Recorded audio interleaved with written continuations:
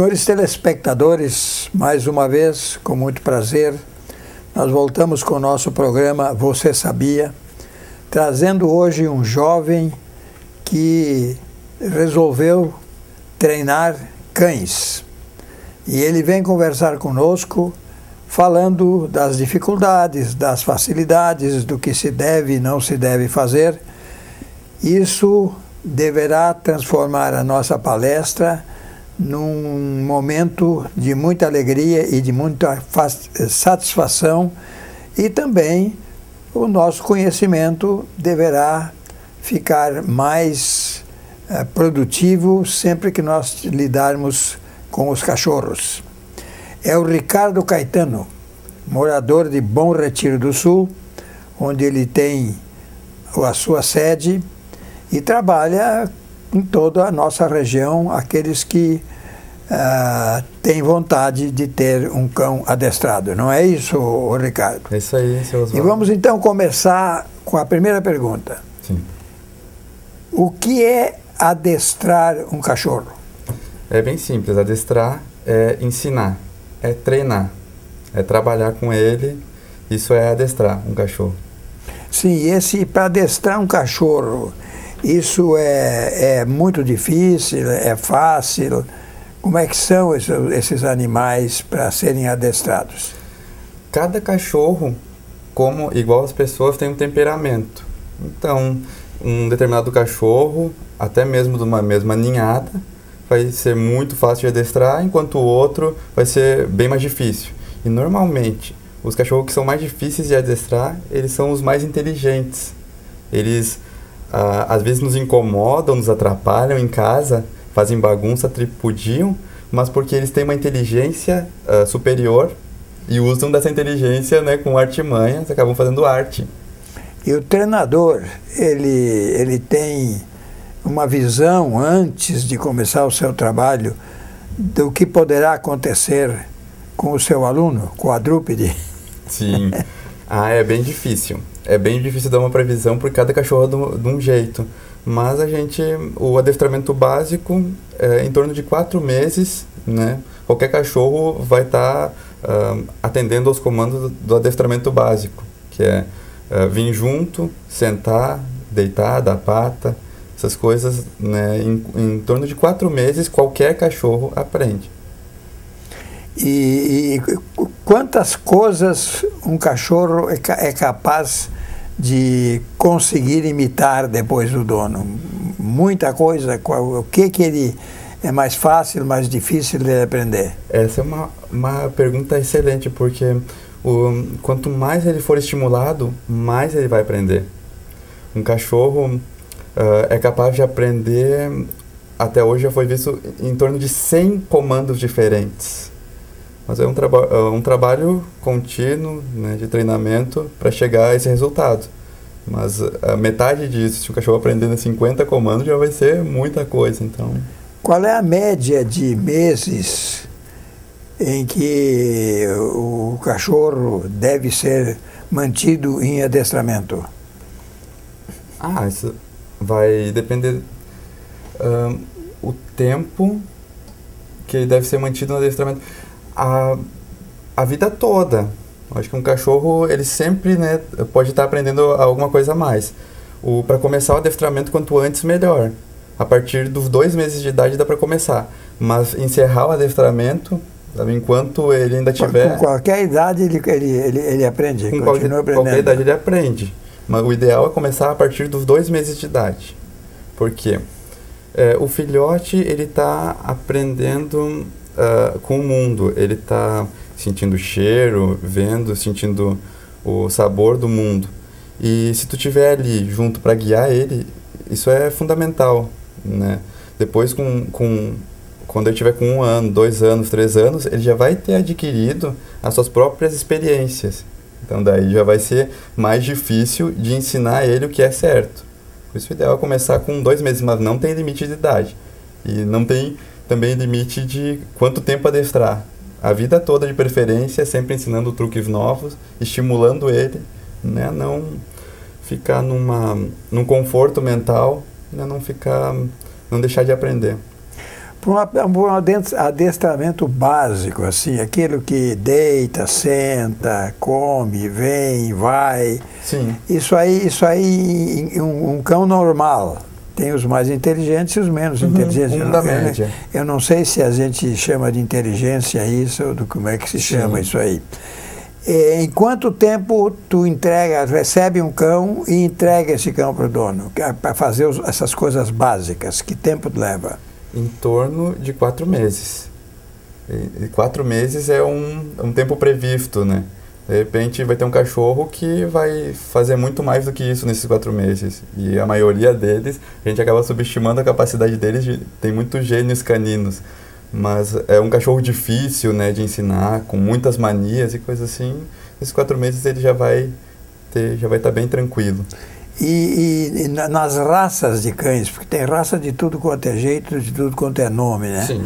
Nessas raças aí, já tem-se conhecimento das mais fáceis e das mais difíceis de serem adestradas? Sim, tem um ranking de inteligência. O cachorro mais inteligente é o Border Collie. Aquele das ovelhas que eles falam, que vai buscar as ovelhas na roça, trazer, levar para o pasto, Sim. É esse aí? Sim, é o Border Collie, fica um pastor, o Collie também, que na televisão tem a Lassie, né, ela é uma Collie, e são os cachorros mais inteligentes, são esses. O Poodle está entre os mais inteligentes, até o Pitbull também está entre os cachorros mais inteligentes. O Pitbull é normalmente perigoso ou a gente torna ele perigoso? Isso é muito bom esclarecer, que um cachorro perigoso, um pitbull perigoso, ele deve ser, no mesmo momento que tu viu ele e viu que ele tentou avançar em ti, deve procurar algum procedimento, no mínimo falar com o dono, né, pedir para ele ficar mais restrito possível, ou até castrar ele. Porque castrando o cão, ele fica mais dócil? Não necessariamente, mas nesse caso do pitbull, por quê?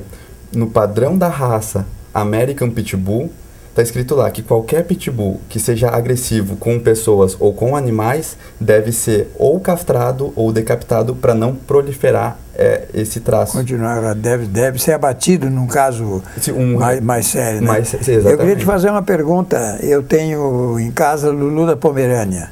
Sim. Esses eu considero dos que eu já tive, porque eu já tive fila, pastor alemão, galgo, eu tenho cachorro de tudo quanto é jeito, né? E me disseram que eles conseguem aprender até 200 coisas para fazer o Lulu da Pomerânia. Nossa, isso daí o senhor me surpreendeu. Não tem assim uma ideia disso? Como eu disse para o senhor, eu fiquei sabendo de uma Border Collie que aprendeu cerca de 120 comandos. Né? Acima disso... Eu quando conversando com pessoas talvez que nem sabem. Sim. E a gente conversando antes de nós irmos aqui de frente às câmeras, existe um adestramento inteligente? A técnica que eu sugiro, a mais simples e que traz o resultado desejado, sem traumas, é o adestramento inteligente. Ele consiste em dar recompensa imediatamente após o cãozinho fazer o que você deseja. Ou seja, começa chamando ele junto, aqui, ou o nome dele, né, Bob, aqui. Daí ele veio, prontamente dá recompensa, o petisco. E dá para variar entre o petisco. Tem 3 categorias que a gente pode citar, que é o alimento, né, que é o carinho ou o brinquedo. Cada cachorro vai preferir uma coisa. E daí isso daí vai da gente conhecer o cachorro e descobrir o que ele mais gosta. A gente começa o adestramento assim, começa chamando ele, né, trazendo ele para perto. Isso daí é fundamental quando o cachorro escapa, né, a gente chama ele. A nossa tendência é gritar, bravo. Daí o que acontece? Em vez de ele vir, ele vai embora. Ele corre mesmo, ele sabe que a gente está bravo e que vai ter bronca.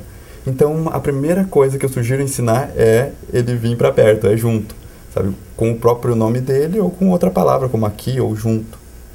Essa palavra aqui é o que eu faço com os meus cães, né? Eu chamo, todo mundo chama, ele vem, às vezes elas não vêm, ficam correndo e pulando. E eu tenho aquela técnica até, eu digo, eu chamo a cachorra pelo nome e digo a palavra aqui. Sim. Aí ela vem sempre correndo. Mas eu não digo sempre aqui, às vezes eu digo outras coisas e no meio eu digo aqui, porque senão todo mundo aprende, né? É automático isso. Quando der a palavra aqui, ela vem, mas sempre é recompensada, né? A gente não deixa de recompensá-la. Se tu não adestrar um cachorro, como é que ele vai se portar, hein? Tu deixa de adestrar. Que coisas eles são capazes de fazer sem adestramento que possam prejudicar aos seus donos e a outras pessoas. Esse assunto, depois que nós saborearmos o Mafruc, nossa patrocinadora de sempre, nós vamos discutir na segunda parte da nossa conversa, tá bem? Tá certo.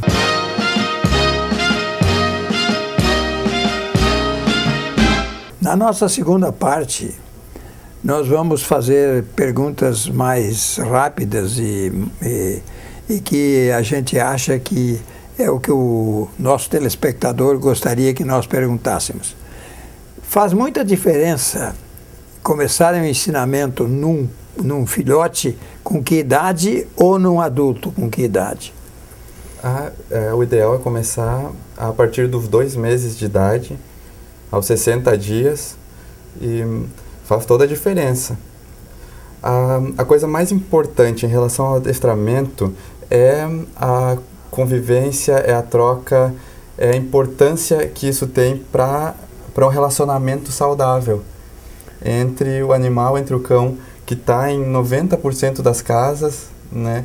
E essa cultura vem aumentando, a gente vem aprendendo muito, todos nós, sobre isso. E é fundamental para ter um relacionamento saudável, para ele estar realmente em harmonia. Começar quando ele é filhote. Sim, começar quando ele é filhote. E até que idade dá para começar a adestrar um cachorro? Não tem limite de idade. Pode ser um cachorro idoso, que não tem problema, ele vai aprender? Pode ser, sim, com qualquer idade.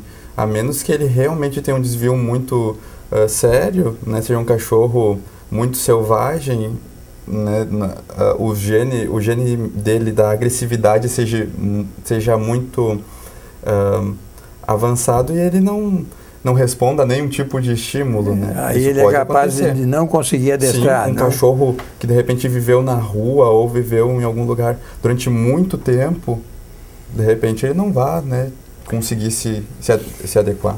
Bom, a gente normalmente, quando o cachorro tem 6 meses, 5 meses, é dessa maneira que eu agia, porque eu tenho 2 Rottweiler e tenho 2 Lulu da Pomerânia, né? É que eu mando para que elas sejam educadas e se portem bem.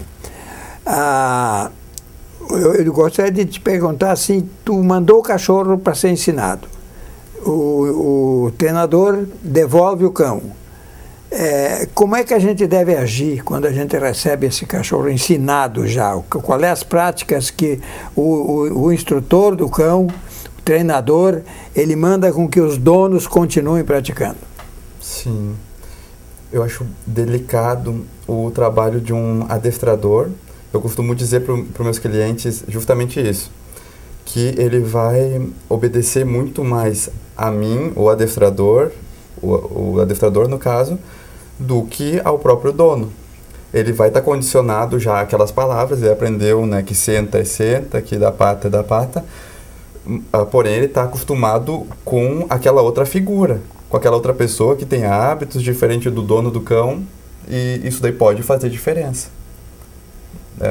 Eu prefiro sempre que o dono do cachorro acompanhe diariamente, porque eu faço um trabalho personalizado, né, todo dia junto com o dono e com o cachorro, para que isso não venha acontecer de ele não chegar em casa e o dono dizer alguma coisa para ele não obedecer. Mas no teu caso de treinador, o dono deve ir a Bom Retiro, tu tem tua escola em Bom Retiro, né? Sim. Ele tem que ir todos os dias lá para lhe dar... Não, eu faço um trabalho personalizado na casa do cliente. Tu trabalha na casa do cliente? Eu faço um trabalho de dog walker, que é uma palavra que está se usando, né, agora, que é uma profissão que, se for traduzir, é passeio do cachorro. É o profissional que leva o cão para o passeio, né, um dog walker. Mas se tu mora em Bom Retiro e alguém de Lajeado, sim, tu treina alguns cães de Lajeado? Eu trabalho Eu estou trabalhando agora em Lajeado, em Bom Retiro, mas minha prioridade realmente é Lajeado, que é uma cidade maior, uma cidade que tem uma cultura nesse E tu, sentido. além da tua residência, do teu canil, tu vem treinar nas casas das pessoas? Sim, eu faço esse serviço personalizado, né? Cada cliente é VIP, vou na casa e faço esse trabalho completo. E uma curiosidade que eu acho que todos os nossos telespectadores estão tendo nessa hora, e esse ensinar na casa é muito dispendioso? É bom, é ótimo para o cachorro. Faz toda a diferença. No final das contas, é a melhor... Não, agora eu não estou com pena do cachorro, eu estou com pena do dono. Sim. Para saber se é muito dispendioso ensinar o cachorro na casa. Não, é tranquilo. Não é tão caro assim? Não, o trabalho que eu faço é muito mais por amor do que pelo resultado financeiro. Como é que tu sente nos donos? Qual é a importância dos donos dos cães para os cães? E se eles foram afastados dos donos, tem algum sentimento negativo por muito tempo e coisa que possa até abalá-los ou chegarem à morte? Eu não diria morte. Não né, esse extremo. Realmente pode acontecer, né? Mas faz diferença em casa. O cachorro tem o acompanhamento do dono, tá vendo como ele está sendo ensinado, vê o resultado do dia a dia. E ainda, o que é mais importante para o dono o cachorro obedece ele. Porque todo dia ele está ali treinando junto, né? Eu faço meu trabalho de dog walker, de adestrador, e o dono faz o trabalho dele de dono, de estar ali dando a comidinha na hora e já vendo o resultado, mandando ele sentar, deitar, e aproveitando, usufruindo e se ligando, como o senhor muito bem disse, aumentando mais a ligação que ele tem com o cachorro dele. Existe diferença para o aprendizado entre as raças, os mais fáceis, os mais difíceis? Como é que isso aí funciona? Sim, como tem o ranking de inteligência, tem cachorro que se adapta melhor em apartamento, tem cachorro que se dá melhor com criança, tem o Cocker Spaniel. É uma sugestão que eu daria para quem a maior dúvida né, que cachorro que eu posso deixar meu filho, né, e eu vou poder ficar 100% seguro. Eu diria o Cocker Spaniel, porque ele é um dos únicos cachorros que mesmo no momento extremo, que ele está sendo machucado, ele não tem a tendência de morder, ele tem a tendência de assegurar a tua mão. Ele, em momento nenhum, ele demonstra esse gene da agressividade. Então o Cocker Spaniel é um cachorro perfeito para criança, né? E para apartamento seria o Pinscher, né? O Pinscher pequenininho que vai precisar de exercício físico como qualquer outro cachorro. Não é porque ele é pequenininho que ele não vai precisar. Só que numa quantidade bem menor. De repente brincar com a bolinha dentro do apartamento ou na área externa já vai resolver. E para ser guarda da casa, de cachorro de guarda? Sim, o pastor alemão é um ótimo cachorro pela sua inteligência. Eu vou falar sobre outra coisa que não é ser guarda, é não ser guarda. O pitbull. Ele é um cachorro que não deve ser usado como cão de guarda, porque não deve se estimular um pitbull a morder, a pegar, né? O pitbull é um cão de companhia, um cão esportista, mas um cão de guarda é o pastor alemão. Mas se o pitbull não for treinado para ser guarda, ele não pode ser agressivo num determinado momento? É por isso que ele não deve ser treinado para ser cão de guarda. Porque ele pode, de repente... Mais do que isso, Oswaldo, porque pela força dele. Não é pela falta de inteligência, porque ele é muito inteligente, ele seria capaz de aprender a não morder, né? Ou parar de morder na hora que mandasse. Mas pela força dele. Ele foi um cachorro que se fala muito que ele foi criado em laboratório e a mordida dele... E ele foi criado em laboratório? Tudo indica que sim, né? Que foi misturado algumas raças e a mordida dele é cerca de 2 toneladas. Deus me livre. A mordedura dele, a diferença da boca de um pitbull e da mordedura dele é que ele consegue morder, e como a boca dele é muito larga, ele consegue morder e respirar ao mesmo tempo. Uma coisa que não acontece com os outros cachorros. Então... E se uma pessoa, por exemplo, opina o fila, eu tive problemas sérios com fila. E de repente eles resolveram avançar e avançaram mesmo nas pessoas. E aquilo não é um cachorro, aquilo é um terneiro, né? Daquele tamanho lá. Nós vamos dizer, o Rottweiler, o fila, o pastor alemão, tem um outro cachorro de guarda também muito famoso, eu não vem na memória agora. Entre esses famosos guardas, o Bulldog, qual seria o melhor para uma família ter como guarda? O pastor alemão. O pastor alemão é um ótimo cachorro. O cachorro, se tu levantar a perna para subir no muro ou para subir na árvore, antes de tu pensar em levantar a perna, ele já está ali, já está pronto. A especialidade dele é essa.